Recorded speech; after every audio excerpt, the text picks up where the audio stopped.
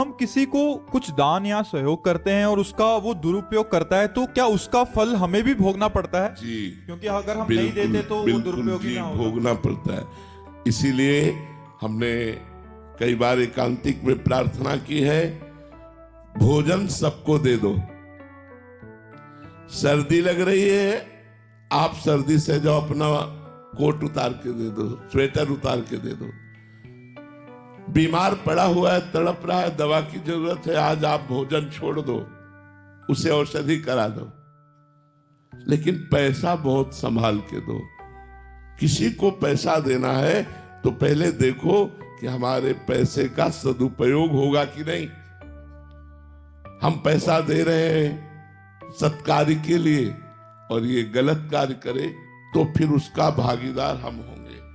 तो इसलिए धन जहां दान की बात आती है, वहां पात्रता की बात आ जाती है कि वो पात्र है कि नहीं दान का, जो हम धन दे रहे। अगर धन हम ऐसे मनमानी बांटेंगे तो हमें बहुत संभल के भोजन सबको दे देना है। सर्दी पड़ रही, उसकी निवृत्ति के लिए जरूरत पड़े तो अपनी जैकेट भी उतार के दे देंगे।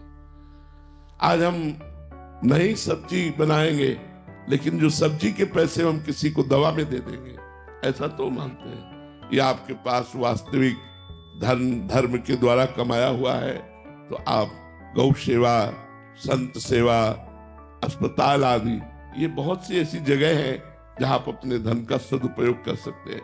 हम अपने अर्थ को बहुत पात्रता देख करके दे, नहीं तो यदि अपात्र को धन देंगे और वो उसका दुरुपयोग करेगा तो आपकी भी दुर्गति निश्चित है, क्योंकि वो आपके धन के द्वारा किया गया है। महाराज जी, दान लेने वाले के बारे में अगर हम पूछते हैं तो कि कोई ऐसा कि किसी एक कार्य को दिखा के कि गौ हम सेवा करेंगे, फिर हमें पाप नहीं लगेगा, फिर उसको लगेगा। हाँ, फिर उसको लगेगा, क्योंकि हम गौ सेवा के निमित्त उसको दे रहे हैं। अब उसने स्वीकार किया, इसके बाद वो गलत आचरण करता है तो दुर्गति उसकी होगी, आपकी नहीं।